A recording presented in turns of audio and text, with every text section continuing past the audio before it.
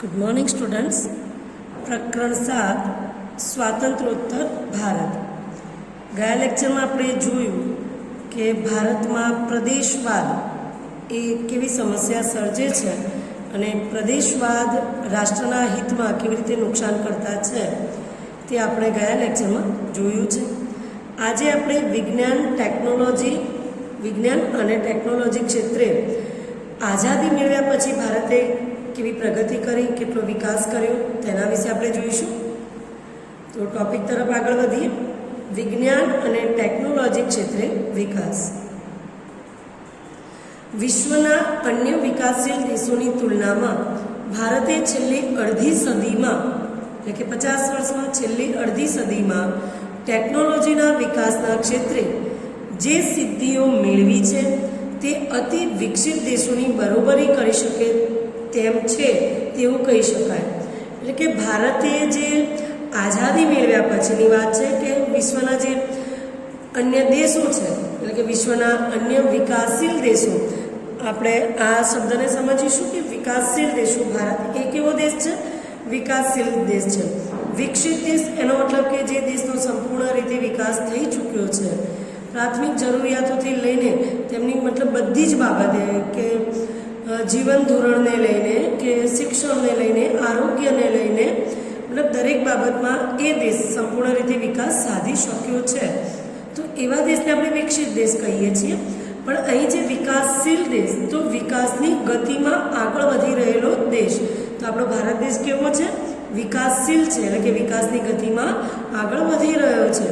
તો વિશ્વના અન્ય વિકાસશીલ દેશોની તુલનામાં એટલે સરખામણી કરીએ તો એમાં ભારત છેલ્લી અડધી સદીમાં એટલે કે છેલ્લા 50 વર્ષમાં ટેકનોલોજીના વિકાસના ક્ષેત્રે એટલે જે સિદ્ધિઓ હાંસિલ કરી છે તે અતિ વિકસિત દેશો, જે વધુ વિકસિત થયેલા દેશો છે એ દેશની બરોબરી કરી શકે તેવું આપણે કહી શકીએ. મર્યાદિત અને અલ્પ સાધનો, સાક્ષરતાનું ઓછું પ્રમાણ, આ બાબતોના પરિપ્રેક્ષ્યમાં ભારતનું વિજ્ઞાન ટેકનોલોજી ક્ષેત્રનો વિકાસ નોંધપાત્ર ગણાય. એટલે કે આપણે ભારતની મર્યાદાઓ જોઈએ તો કે મર્યાદિત અને અલ્પ સાધનો છે, સાધનો ખૂબ જ ઓછા છે, મર્યાદિત છે, અને સાક્ષરતાનું પ્રમાણ પણ ઓછું છે. એટલે આ બાબતોને તપાસીએ અને એ તપાસને ધ્યાનમાં લઈને ભારતનો જે વિજ્ઞાન અને ટેકનોલોજી ક્ષેત્રનો જે વિકાસ છે એ નોંધપાત્ર ગણાવી શકાય. કારણ કે ભારતમાં મર્યાદિત સાધનો છે, અલ્પ સાધનો છે, સાક્ષરતાનું પ્રમાણ પણ ઓછું છે.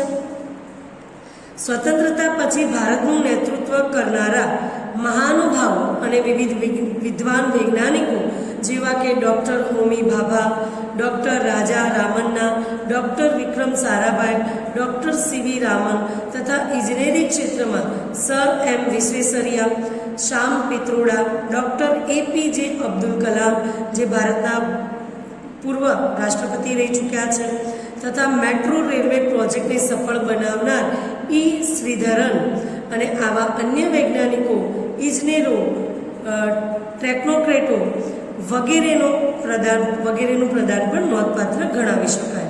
હવે જે આવી પ્રવૃત્તિઓ માટેની જે સંસ્થાઓ છે, અહીંયા આપણને પહેલાં વૈજ્ઞાનિકોના નામ આપ્યા છે કે કયા કયા છે, પછી ઇજનેરોના નામ આપ્યા છે.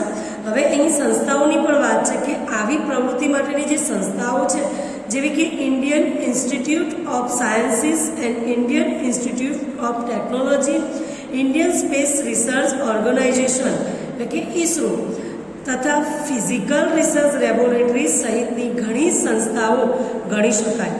એટલે કે કેટલા એવા મહાનુભાવો છે, મહાન વ્યક્તિઓ છે જેને વિજ્ઞાન ટેકનોલોજી ક્ષેત્રે વિકાસ સાધવામાં ખૂબ જ મદદ કરી છે, ખૂબ જ નોંધપાત્ર ફાળો આપ્યો છે. અને એની સાથે સાથે વિવિધ સંસ્થાઓ પણ છે જે ભારતનો ટેકનોલોજી ક્ષેત્રનો વિકાસ સાધવામાં મદદરૂપ થઈ રહી છે. ત્યારબાદ વાત કરીએ તો ભારતીય મહિલાઓનું પણ આ ક્ષેત્રે નોંધપાત્ર પ્રદાન રહ્યું છે. એટલે કે અહીંયા આપણને મહાનુભાવો, મહાન પુરુષોની વાત કરી, વૈજ્ઞાનિકોની વાત કરી, ઇજનેરોની વાત કરી, સંસ્થાઓની વાત કરી, તો સાથે સાથે ભારતીય મહિલાઓ પણ છે જેમણે વિજ્ઞાન ક્ષેત્રે નોંધપાત્ર પ્રદાન કરેલું છે, જે નીચે પ્રમાણે છે. અહીંયા આપણને એક લિસ્ટ આપ્યું છે. એમાં વૈજ્ઞાનિક ટેકનોલોજીની દ્રષ્ટિએ જે મહિલાઓનો નોંધપાત્ર ફાળો છે એમના નામ આપ્યા છે અને તેમને કયા ક્ષેત્રમાં પોતાનું પ્રદાન આપ્યું છે તે વસ્તુ પણ અહીં આપી છે. વિજ્ઞાન અને ટેકનોલોજી ક્ષેત્રે મહિલાઓનું પ્રદાન. તો એમાં એક છે જાનકી અમ્મા. જાનકી અમ્માએ તો ભાઈ કયા ક્ષેત્રે એમનું મુખ્ય પ્રદાન છે? તો કે ભાઈ વનસ્પતિ ક્ષેત્રે. તો જાનકી અમ્મા વનસ્પતિ ક્ષેત્રે. તો તમારે આ યાદ રાખવાનું છે કે કયા મહિલા વૈજ્ઞાનિક છે કે જેમને મતલબ કયા ક્ષેત્રમાં પોતાનું પ્રદાન આપ્યું છે. અસીમા ચેટર્જી. અસીમા ચેટર્જી તો એ છે રસાયણ શાસ્ત્ર. ત્યારબાદ જોઈએ ડૉક્ટર ઇન્દિરા આહુજા તો તબીબી ક્ષેત્રે. શકુંતલા દેવી તો ગણિત શાસ્ત્રમાં માનવ સંગકણ એટલે કે હ્યુમન કમ્પ્યુટરના ક્ષેત્રે. કલ્પના ચાવલા તો અવકાશ ક્ષેત્રે. સુનિતા વિલિયમ તો અવકાશ ક્ષેત્રે. હવે આ ઉપરાંત વિવિધ ક્ષેત્રોમાં મહિલાઓનું પ્રદાન પણ અભૂતપૂર્વ રહ્યું છે. તેમણે રાષ્ટ્રીય વિકાસમાં મહત્વપૂર્ણ યોગદાન આપ્યું છે. તો આ વિવિધ ક્ષેત્રોમાં મહિલાઓનું પ્રદાન અભૂતપૂર્વ રહ્યું છે. તેમણે રાષ્ટ્રના વિકાસમાં પણ મહત્વપૂર્ણ યોગદાન આપેલું છે. કે સ્વતંત્રતા વખતે અનાજ માટે પરાવલંબી રહેતા આપણા દેશમાં આઝાદી પછી નોંધપાત્ર વસ્તી વધારો થતાં કૃષિ ક્ષેત્રે ભારતમાં થયેલ હરિયાળી ક્રાંતિના પરિણામે અનાજ ઉત્પાદન ક્ષેત્રે ભારતનું સ્વાવલંબન એ મહત્ત્વની સિદ્ધિ ગણી શકાય. એટલે કે આપણે જાણીએ છીએ કે ભાઈ ભારત દેશ ગુલામ હતો ત્યારે બધી રીતે પડી ભાગ્યો હતો. એમાં કૃષિ ક્ષેત્રે તો અતિશય નુકસાન થયું હતું. ખેડૂતો દેવાદાર થઈ ચૂક્યા હતા. તો એ સમય આઝાદી મેળવ્યા પછી ભારત દેશમાં અનાજને પૂરું પાડવું એ સૌથી મોટી સમસ્યા હતી. તો સ્વતંત્રતા વખતે અનાજ માટે ભારત દેશ કેવો હતો? પરાવલંબી હતો, બીજા પર આધારિત હતો. આપણા દેશમાં આઝાદી પછી નોંધપાત્ર વસ્તી વધારો થયો. વસ્તી વધારો થયો હોવા છતાં પણ કૃષિ ક્ષેત્રે ભારતમાં હરિયાળી ક્રાંતિ સર્જાઈ. હરિયાળી ક્રાંતિના પરિણામે શું આવ્યું? અનાજનું ઉત્પાદન વધ્યું. અનાજના ઉત્પાદન ક્ષેત્રે ભારત કેવું બન્યું? સ્વાવલંબન બન્યું, બીજા પર આધારિત રહ્યું નહીં. અને એ શું ગણાય છે? એક મહત્વની સિદ્ધિ ગણી શકાય છે. એટલે કે ભારત દેશ આટલા વર્ષોની ગુલામી વેઠીને પણ આઝાદી મેળવ્યા પછી પણ એને જે હરિયાળી ક્રાંતિ કરી એ ખૂબ જ મહત્વની સિદ્ધિ ગણી શકાય છે. કારણ કે વધુ વસ્તીમાં અનાજ પૂરું પાડવું એ ખૂબ જ મુશ્કેલ કામ હતું અને છતાંય ભારતે હરિયાળી ક્રાંતિ દ્વારા પોતાને અનાજ એટલે કે કૃષિના ક્ષેત્રે સ્વાવલંબન બનાવીને મહત્વની સિદ્ધિ હાંસલ કરી. બહુહેતુ બંધો બાંધવા, જળાશયો, નહેરો, જળ સંચય ઉપરાંત કૃષિ વૈજ્ઞાનિકો, કૃષિ ક્ષેત્રે કાર્યરત ટેકનોલોજીનો ઉપયોગ તથા કૃષિ યુનિવર્સિટીઓની સ્થાપના થવાથી સતત થઈ રહેલા સંશોધનોનો પણ ભારતના વિકાસમાં મહત્વનો ફાળો રહેલ છે. પહેલું જોઈએ કે બહુહેતુક યોજનાઓ. તો એ શબ્દ જ કહી આપે છે કે એ શું છે. બહુ એટલે વધારે, હેતુ એટલે જેના વધારે હેતુ છે. બહુહેતુક એટલે કે જેના એક નહીં પણ વધારે હેતુઓ છે. તો વધુ હેતુઓની સાથે બંધો બાંધવા એટલે એવું નહીં કે માત્ર કૃષિ ક્ષેત્રે જ એવી પાણીની સગવડ કે સિંચાઈની પણ સમસ્યા ન રહે. આજુબાજુનું જે જનજીવન છે એમાં પાણી પણ પૂરતા પ્રમાણમાં મળી રહે, પીવાના પાણીની સગવડો, ત્યારબાદ પશુઓ માટે પણ જે પાણીની સગવડ છે એ પણ મળી રહે. એટલે કેટલી વિવિધ યોજનાઓ મતલબ વિવિધ વસ્તુઓને લઈને એમના હેતુઓ હોય કે ભાઈ એક સમસ્યા દૂર નથી કરવી પણ ઘણી. તો આવી યોજનાઓને કહેવાય કે બહુહેતુક યોજના. તો બહુહેતુક બંધો બાંધવા, જળાશયો, જળ આશ્રય જ્યાં પાણીને સંગ્રહી શકાય, નહેરો જ્યાં પાણીને એક જગ્યાએથી બીજી જગ્યાએ લઈ જઈ શકાય, જળ સંચય એટલે કે જળને સાચવવો, એનો સંચય કરવો. આ ઉપરાંત કૃષિ વૈજ્ઞાનિકો અને કૃષિ ક્ષેત્રે કાર્યરત ટેકનોલોજીનો ઉપયોગ. એટલે કૃષિ વૈજ્ઞાનિકો અને કૃષિના ક્ષેત્રમાં જે કાર્યરત જે ટેકનોલોજીનો જે ઉપયોગ છે અને વિવિધ કૃષિ યુનિવર્સિટીઓની પણ સ્થાપના કરી. ત્યાં ખેતીને લઈને અભ્યાસ કરાવવામાં આવે અને ખેતીને લઈને જે કે બી અભ્યાસ કરાવવામાં આવે ત્યારબાદ વિવિધ કૃષિના ક્ષેત્રે મદદરૂપ પણ થાય એવી રીતે કૃષિ યુનિવર્સિટીઓની સ્થાપના, જે તાલીમ આપવામાં આવે. તો આવી કૃષિ યુનિવર્સિટીઓની પણ સ્થાપના થઈ જ્યાં યોગ્ય તાલીમ આપવામાં આવતી. અને આ જે સતત પ્રયત્નો થયા એ સંશોધનો પણ થયા.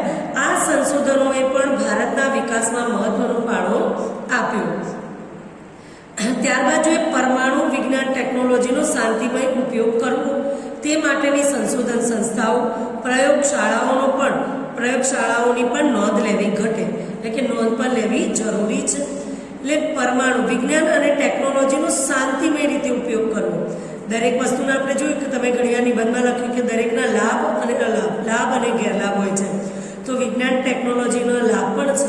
તો વિજ્ઞાન ટેકનોલોજીનો શાંતિમય રીતે ઉપયોગ કરવો, એટલે પરમાણુનો ઉપયોગ ક્યાંક કોઈકના ભલા માટે કરીએ તો, એટલે કે પરમાણુ વિજ્ઞાન અને ટેકનોલોજીનો શાંતિમય ઉપયોગ કરવો અને તે માટેની સંશોધન સંસ્થાઓ, તેના માટે કંઈક ને કંઈક નવું શોધવા માટેની જે સંશોધન સંસ્થાઓ છે, પ્રયોગશાળાઓ છે, તેની પણ નોંધ લેવી જરૂરી છે. ભાભા પરમાણુ ક્ષેત્ર સંશોધન ઉપરાંત વૈજ્ઞાનિકો, એન્જિનિયરો, ટેકનોક્રેટો આના સંયુક્ત પુરુષાર્થ, એટલે એમની મહેનત વડે બાંધવામાં આવેલા પરમાણુ મથકો દ્વારા ઉર્જાની માંગને પહોંચી વળવા માટે આપણે સફળ રહ્યા છીએ. એટલે કે ભાભા પરમાણુ ક્ષેત્ર સંશોધન, એમની મદદ તેમજ વૈજ્ઞાનિકો, એન્જિનિયરો, ટેકનોક્રેટો આ બધાની મદદથી એમના સંયુક્ત પુરુષાર્થ, બધાની સહિયારી મહેનત વડે પણ આપણે બાંધવામાં આવેલા પરમાણુ જે મથકો છે એ પરમાણુ મથકો દ્વારા ઉર્જાની જે માંગ છે એને પહોંચી વળવા માટે પણ આપણે સફળ રહ્યા છીએ. એટલું જ નહીં, સંરક્ષણ માટે રાજસ્થાન પોખરણમાં, આપણા રક્ષણ માટેની વાત છે કે રાજસ્થાનના પોખરણમાં 2 વખત કરવામાં આવેલા અણુ ધડાકાની નોંધ સમગ્ર વિશ્વએ પણ લેવી પડી છે. એટલે કે જ્યારે રાજસ્થાનના પોખરણ ખાતે જે સફળ અણુ ધડાકા કરવામાં આવ્યા તેની નોંધ પણ સમગ્ર વિશ્વએ લીધી હતી. એનો મતલબ કે ભારત પરમાણુ ક્ષેત્રે પણ સારી એવી પ્રગતિ સાધી શક્યો છે. હવે આપણે જોઈએ કે ભાઈ અવકાશ ક્ષેત્રમાં ભારતે બાહ્ય અવકાશમાં ઉપગ્રહો છોડવા માટે વિશિષ્ટ પ્રકારના GSLV એટલે જીઓસિંક્રોનસ સેટેલાઇટ લોન્ચ વ્હીકલ, એટલે આપણને પૂરું નામ આવડવું જોઈએ, GSLV. ઉપરાંત આપણે છોડેલા ઉપગ્રહો આર્યભટ્ટ, ભાસ્કર, રોહિણી, PSLV એટલે કે પોલર સેટેલાઇટ લોન્ચ વ્હીકલ, છેલ્લે મંગળ ગ્રહ ઉપર પહોંચવા સુધીનું અભિયાન તથા ક્રમશઃ ઉપગ્રહો છોડવામાં સંપૂર્ણ સ્વાવલંબન એક અનેરી સિદ્ધિ ગણાય. એટલે ભારતે અવકાશ ક્ષેત્રે પણ સિદ્ધિ હાંસલ કરી છે. તો એની વાત કરીએ કે અવકાશ ક્ષેત્રે ભારતે બાહ્ય અવકાશમાં ઉપગ્રહો છોડવા માટે એક વિશિષ્ટ પ્રકારના GSLV એટલે કે જીઓસિંક્રોનસ સેટેલાઇટ લોન્ચ વ્હીકલ અને એની પણ સિદ્ધિ કરી છે, મતલબ એનું સંશોધન કર્યું અને જે અવકાશમાં ઉપગ્રહો છોડે છે. આપણે છોડેલા જે ઉપગ્રહો છે એ કયા તો આર્યભટ્ટ 1975માં છોડ્યો, ભાસ્કર 1979, રોહિણી 1979. એ ઉપગ્રહોની વાત કરીએ એ પણ આપણી એક અનેરી સિદ્ધિ છે. ત્યારબાદ વાત કરીએ PSLV એટલે કે પોલર સેટેલાઇટ લોન્ચ વ્હીકલ, એટલે કે ઉપગ્રહોને લોન્ચ કરે છે. છેલ્લે મંગળ ગ્રહ ઉપર પહોંચવા સુધીનું પણ અભિયાન, એ આપણે એના વિશેની પણ માહિતી લીધેલી છે. આપણે જાણીએ છીએ કે મંગળ ગ્રહ ઉપર પહોંચવા સુધીનું જે અભિયાન છે, આપણે આના વિશે તો ઘણી માહિતી આપણે એમને પણ જાણીએ છીએ. એવું નથી કે આપણા પાઠ્યપુસ્તકમાં છે કે નથી, પણ મંગળ ગ્રહની માહિતી આપણી પાસે હોય જ છે. કારણ કે અત્યારના જમાનામાં કોઈ પણ માહિતી આપણને બહુ ઝડપથી મળી શકે છે અને આના ઉપર તો ફિલ્મો પણ બની છે ને મંગળ ગ્રહની વાત કરીએ તો છેલ્લે મંગળ ગ્રહ પર પહોંચવા સુધીનું પણ અભિયાન એ પણ એક અનેરી સિદ્ધિ છે. ત્યારબાદ જોઈએ કે ક્રમશઃ ઉપગ્રહો છોડવામાં સંપૂર્ણ સ્વાવલંબન, ભારત સંપૂર્ણ સ્વાવલંબન છે આ ઉપગ્રહો છોડવામાં, એને અન્ય કોઈની મદદ લેવી પડી નથી. તો આ એક અનેરી સિદ્ધિ ગણી શકાય. આ સિદ્ધિ માટે ભારતની સંસ્થા ઈસરોની ભૂમિકા નોંધપાત્ર રહી છે. એટલું જ નહીં, વૈશ્વિક કક્ષાની તથા આંતરરાષ્ટ્રીય સ્તરની સંસ્થાઓમાં ભારતીય વૈજ્ઞાનિકો વગેરેનું પ્રદાન નોંધપાત્ર જોવા મળે છે. અને આ જે સિદ્ધિની વાત કરીએ, ભારતની જે સિદ્ધિની વાત કરીએ કે ભાઈ આ સિદ્ધિમાં કોની ભૂમિકા નોંધપાત્ર છે, તો ઈસરો આપણે આગળ જ જોઈ ગયા છે, ઇન્ડિયન સ્પેસ રિસર્ચ ઓર્ગેનાઇઝેશન. તો ઈસરોની જે વાત કરીએ છીએ કે એને પણ ભારતમાં જે આ અવકાશ ક્ષેત્રે સિદ્ધિ છે એમાં પણ એનું નોંધપાત્ર ભૂમિકા ભજવી છે. એટલું જ નહીં, વૈશ્વિક કક્ષાની અને આંતરરાષ્ટ્રીય સ્તરની જે સંસ્થાઓમાં પણ ભારતીય વૈજ્ઞાનિકોનું પ્રદાન પણ નોંધપાત્ર છે. એટલે વિશ્વને ધ્યાનમાં લઈને આપણે જોઈએ, વૈશ્વિક કક્ષાએ જોઈએ કે આંતરરાષ્ટ્રીય સ્તરની જે કંઈ બી સંસ્થાઓ છે, જે વિશ્વના અનેક દેશો સાથે જોડાયેલી સંસ્થાઓ છે, તો આંતરરાષ્ટ્રીય સ્તરની જે સંસ્થાઓ છે એમાં ભારતીય વૈજ્ઞાનિકોએ પણ પોતાનું પ્રદાન નોંધપાત્ર પ્રદાન એમને આપ્યું છે. સંદેશા વ્યવહાર ક્ષેત્રે telephone, computer, internet, mobile phone, smartphone, tablet, fax, email, Twitter અને કમ્પ્યુટર, વોટ્સએપ દ્વારા ભારત વિશ્વના અન્ય પ્રગતિશીલ દેશોની હરોળમાં આવી ગયું છે. એટલે કે આપણે સંદેશા વ્યવહારની વાત કરીએ તો પણ અત્યારે Bharat telephone, computer, internet, mobile phone, smartphone, tablet, fax, email, Twitter અને કમ્પ્યુટર, વોટ્સએપ દ્વારા પણ ઘણા એવા પ્રગતિશીલ દેશો છે એની હરોળમાં આવીને ઊભું રહ્યું છે. વહીવટી તંત્રમાં કોમ્પ્યુટરનો વધતો જતો ઉપયોગ પરોક્ષ રીતે પર્યાવરણ રક્ષણ માટે અને કાર્બન ક્રેડિટ આપવામાં પણ સફળ રહેલો છે. અત્યારે આપણે જોઈએ છીએ કે કમ્પ્યુટરનો ઉપયોગ દિન પ્રતિદિન વધી પણ રહ્યો છે. ઉદ્યોગ, ઉર્જા, કૃષિ અને આરોગ્ય ક્ષેત્રે મતલબ ઉદ્યોગ, ઉર્જા, કૃષિ, આરોગ્ય વગેરે, એટલે કે એ બધા અન્ય ક્ષેત્રોમાં પણ બાયોટેકનોલોજીનો ઉપયોગ, તેમાં સતત થઈ રહેલા સંશોધનો અને વિકાસ, રિસર્ચ એન્ડ ડેવલપમેન્ટ, એટલે કે સંશોધન અને વિકાસને લીધે ડિજિટલ ઇન્ડિયા અને મેક ઇન ઇન્ડિયાના સૂત્રો વિશ્વ પ્રસિદ્ધ બન્યા છે. અત્યારે આપણે જોઈએ કે ભારત સંશોધન અને એ સંશોધન થકી વિકાસની ગતિમાં આગળ વધી રહ્યો છે. એટલે કે ઉદ્યોગ, ઉર્જા, કૃષિ અને આરોગ્ય દરેક ક્ષેત્રમાં બાયોટેકનોલોજીનો ઉપયોગ વધ્યો છે અને સતત થઈ રહેલા સંશોધનોને કારણે, વિકાસને કારણે આજે ડિજિટલ ઇન્ડિયા અને મેક ઇન ઇન્ડિયાના સૂત્રો પણ વિશ્વમાં પ્રસિદ્ધ થઈ રહ્યા છે. હવે દરિયાઈ સંશોધનની વાત કરીએ તો દરિયાઈ સંશોધન ક્ષેત્રે વિકાસના પ્રયાસો થઈ રહ્યા છે. માનવ સંસાધનોના શ્રેષ્ઠતમ ઉપયોગના પ્રયાસો, માનવ સંસાધનનો શ્રેષ્ઠતમ ઉપયોગ, સંસાધનો વિશે પણ તમારે ધોરણ 10માં આવશે, એની ચર્ચા પણ આપણે આગળ કરેલી છે. મનુષ્ય પણ એક સંસાધન છે, એનો શ્રેષ્ઠતમ ઉપયોગ થાય તો પણ વિશ્વ મતલબ બધું જ પ્રાપ્ત કરે છે, સમગ્ર રીતે વિકાસ કરી શકે છે. તો માનવ સંસાધનોનો પણ શ્રેષ્ઠતમ ઉપયોગના પ્રયાસો થઈ રહ્યા છે. રસ્તાઓ અને બંદરોના વિકાસની વાત છે. શિક્ષણ અને આરોગ્ય ક્ષેત્રે પણ માનવ જીવનના સર્વાંગી વિકાસ માટે થઈ રહેલા જે કંઈ બી પ્રયાસો છે એ સીમાચિહ્ન રૂપ છે, એક આદર્શ રૂપ છે. સંયુક્ત રાષ્ટ્રો એટલે કે UN દ્વારા 21 જૂનનો દિવસ વિશ્વ યોગ દિન તરીકે ઉજવવાનો નિર્ણય એ પણ ભારતના ઉજ્જવળ ભવિષ્યનું દર્શન કરાવે છે. એટલે કે આરોગ્ય ક્ષેત્રે પણ સર્વાંગી વિકાસ સાધી રહ્યું છે કે જે આપણે કહીએ છીએ કે પહેલું સુખ તે જાતે લડ્યા, કે ભાઈ જાન હે તો જાન હે. શરીરથી આપણે સુખી રહીશું તો આપણે દરેક સમસ્યાઓનું સમાધાન કરી શકીશું. તો આરોગ્યને મહત્ત્વ આપતા ભારતે શું કર્યું છે કે સંયુક્ત રાષ્ટ્રોએ UN દ્વારા પણ 21મી જૂનના દિવસને વિશ્વ યોગ દિન તરીકે ઉજવવાનો નિર્ણય લીધો છે અને એ ભારતના ઉજ્જવળ ભવિષ્યનું પણ દર્શન કરાવે છે. તો અહીં આજના લેક્ચરમાં આપણે જોયું કે વિજ્ઞાન ટેકનોલોજી ક્ષેત્રે ભારતે કેવો વિકાસ સાધ્યો છે.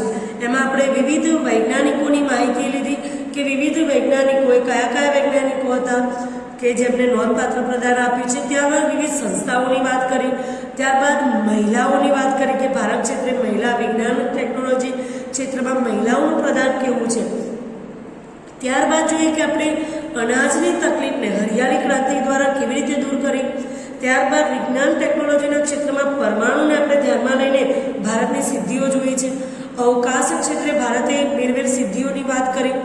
ત્યારબાદ જોઈએ કે સંદેશા વ્યવહાર ક્ષેત્રે ભારતે કેવી સિદ્ધિઓ પ્રાપ્ત કરી છે અને ઉદ્યોગ, આરોગ્ય અને ઉર્જા અને કૃષિના ક્ષેત્રે પણ ભારતે કેવી સિદ્ધિઓ હાંસલ કરી તે સમગ્ર ચર્ચા આપણે આ પ્રકરણમાં જોઈ છે.